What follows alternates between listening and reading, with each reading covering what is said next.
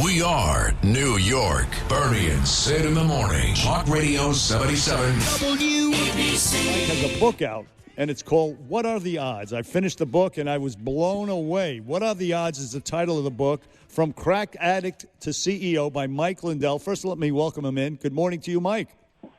Thanks for having me on, guys.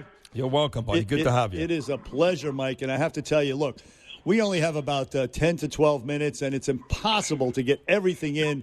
With your life is wild. But, I mean, let's just try. You started out, I mean, it was drugs, booze, and gambling. Now, those were your three vices, and smoking, I guess.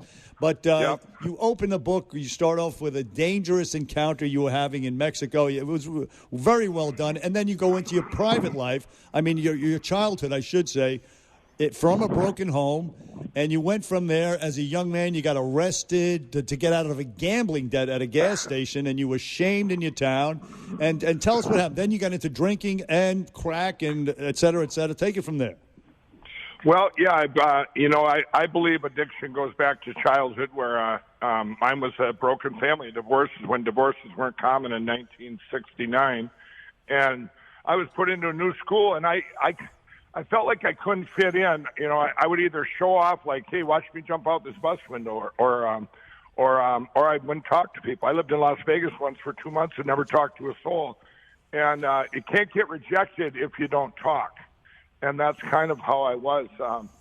And then when I got introduced to cocaine in the 80s, well, boy, I could talk your ear off, and it was a mask for, things that had happened in childhood. And right. And, I was always an entrepreneur. I want people to know when they read the book, too, I was always an entrepreneur. I tried different problem solution things. I had a lunch wagon business, a carpet cleaning business.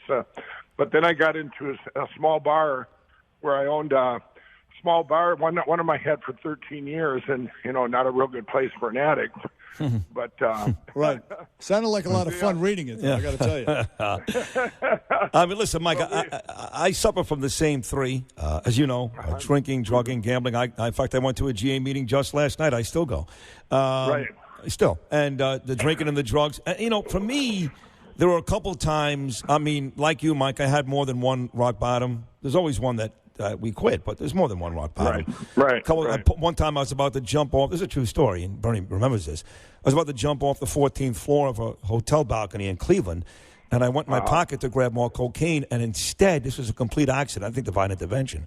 I pulled out a picture of my 1-year-old daughter, Ava, at the time. That was one of the times where God spared me, because I was really going to jump. I had enough. And I know you're talking in the book about those, but what was the real come to Jesus moment for you, though, when you said it's all over? That was a buildup. The drug dealers did an intervention on me in early 2008. It was very interesting. They came out of the room. I had been up for 14 days, and they go, yeah, you've been up for 14 days. We're cutting you off.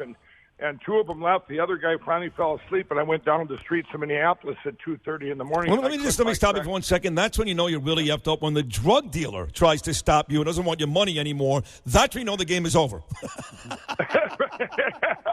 Well, it was for a different reason there, too. I came back up from the streets, and he stood there, and he goes, how'd that work out for you? And he said, give me your phone. I'm taking a picture. You're going to need that for that book you've been telling us about. And here's what he said. He goes, you've been telling us for years this pillow thing is just a platform for God, and you're going to come back and help us all someday get out of this addiction lifestyle we live. And two of those guys work for me now, are born-again Christians. I mean, it's pretty amazing. But that year, a friend of mine, my son moved out. He was crying in the driveway. These were different seeds that happened, things that happened to me.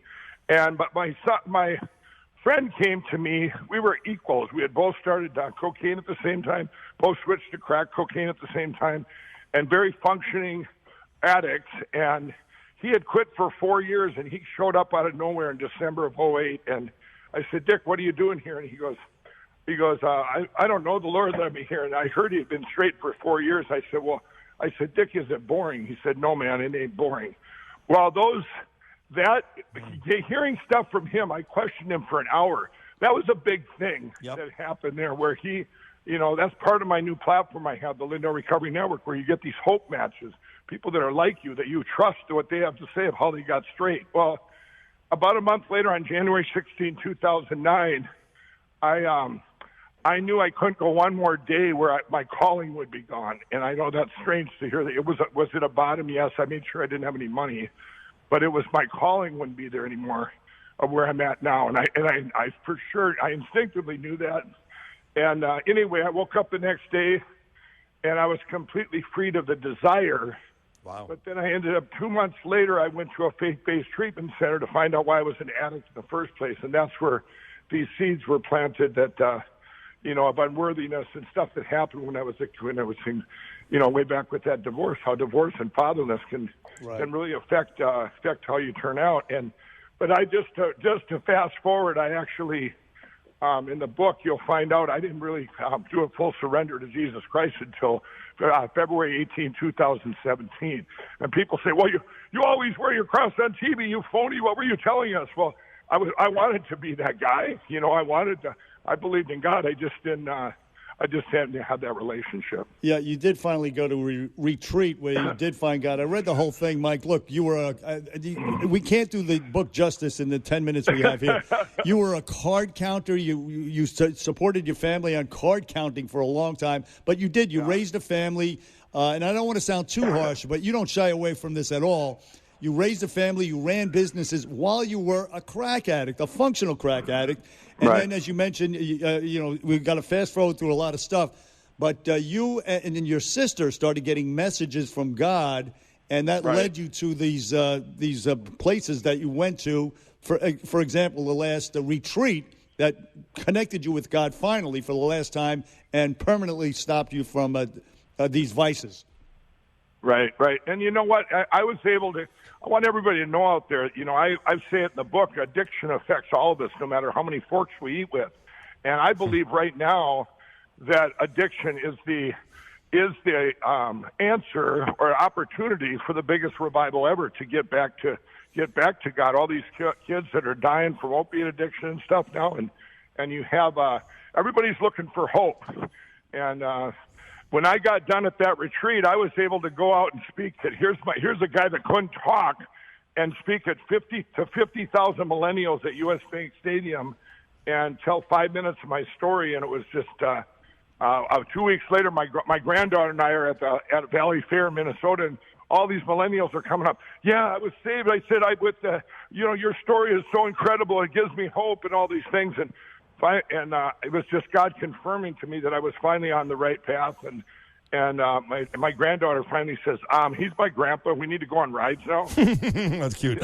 Hey, do us a favor, Mike. Stay on hold here for a second. This is Michael Lindell. His new book is out, MrMyPillow.com. He's also got a great relationship with President Trump, and he comes from the crazy state like my cousin Norm Coleman of Minnesota, which is overrun with crazy Democrats. So stay on hold for a second, Mike. We're going to bring you back for one more segment. It's a great story. You're a great guest. Mike Lindell with Bernie and Sid. We're coming right back. Mike Lindell, MyPillow.com. My Twitter is blowing up. People are like, you tell Mike I love those My Pillows. He knows that already. He's done an amazing job. I got to tell you, the mattress topper, I can't talk enough about that. I love that thing. So does Bernie. Towels, it's all great. Everything. But his new book is out, What Are the Odds? And he's the man's gone through the same exact things I've gone through, except his is ratcheted up exponentially about 10 times. But nevertheless, he's back with us here. Michael, welcome back to the show. How are you, pal? Thanks for having me back on again. You're worthy of 2 segments. That means you're a big star, and you're very good at this. Hey, on a serious note, though, when you talk about yourself now, because I'm always louder with this great comeback, Sid. And every now and then I appreciate it. Every now and then I get kind of, how can I talk about it? Would you rather talk about your business acumen, how you became this unbelievably successful entrepreneur, multi-million-dollar businessman, or still talking about all the obstacles you had to overcome to get there? Well, I guess I'd like to talk about My Pillow is just a platform for a much bigger purpose for me. And I mean, God put me in line with, even with the president. I mean, I didn't know anything about politics, and all of a sudden I end up meeting Donald Trump before he was elected and in a private meeting, and I end up going all in, and that affected my business, but it affected it for the good. First I was attacked and I was called a racist, everything else, after I went back to Minnesota and did a press release. Well, now that just made me want to go all in even more. And so I'm I realize now how politics affect everything we do, and affect even for my addiction platform to help addicts. The bureaucracy that was behind that was stopping me from doing what I wanted to do. I was there when the president signed the opiate bill. He just does so many common sense solutions, and like in Minnesota now, they want me to run for governor and stuff, and I'm praying about it. I mean, we've got so many things that can be fixed in our country and that are being fixed, and we were going away from that. We were going down a very dark path, and I'm just that's where it amazes me every day. My friends are seeing me on TV. I think it was like in 17 or 18. I was invited to the White House for the U.S. Manufacturing Summit, and I'm sitting next to the president. My friends are all looking on TV going, what's this crack addict sitting next to the president for? But geez, this has to be of God. There's no way that this is real. Your friends were very, very, very impressed. I mean, you ran with a bunch of guys who were in similar situation as you, a lot of your friends. But you met the president before, when he was a candidate. You believed in him. When everybody else counted him out, you were actually up at Trump Tower. You met with him, and you stuck with him, and he didn't forget that. No, he didn't, and I didn't forget it either. Everything he told me, he's came through on, and I'm meeting him again tomorrow. I'm going to be at the White House for the historic African American History Month here that we're on, and he just solves so many problems, and I just am able, I'm very humble that God's using my big notoriety platform to put credibility onto what he's doing, because people that are on the left, so to speak, the media that attacks, that'll attack other people. I was in Iowa for the Iowa caucus thing with a bunch of surrogates, and I said, watch this. And I went up to a bad media outlet and I started talking to them, and they were interviewing me, and 30 minutes later, they said, I need to go because I just talked so many good things they wouldn't even print it. It'll be CNN. Mike Lindell here. Well, it's funny. You're close with Trump, and we're both Trump supporters here, Bernie, from the very, very beginning. But you mentioned running for governor in Minnesota, and I know you know, Mike, we've had these conversations, you and I, my first cousin, Norm Coleman, very well. He ran for the gubernatorial and should have won, but he got beat by Jesse Ventura. And then eventually, after winning a seat in Congress there, he lost to Al Franken. So there's a history in your state of Minnesota of popular people, folks that have done other things outside of politics, comedians, wrestlers, of coming up big wins in the state of Minnesota. That's got to be even more motivation for you to really seriously consider running for governor, yes? Well, yeah, I know. To be honest, I feel like it's, everybody I've been on TV 2.6 million times, so there is that. But the reason that would motivate me to run is in Minnesota, let's just take some statistics here. We're in the lowest black unemployment in history in the United States, but the highest black unemployment in the United States is Minneapolis, Minnesota. We have our crime rate's up 70%. Everything is not working in Minnesota because they're not accepting the good things the president's doing, and it's wrong. And we have a big problem. Everybody knows a certain congressman that's there, and it's taken our state in the wrong direction, and I'm not happy with it. No, it's not good. I do hope you run for governor. Our guest is Mike Lindell, the inventor of MyPillow.com and many other great products. The book is called What Are the Odds? From Crack Addict to CEO. And I'm telling you, folks, it is a hell of a read, and this man has been through hell and back. Mike Lindell, you became good friends also with the HHS secretary and brain surgeon Ben Carson along the way. And he and you have formed a bond that lasts to this day.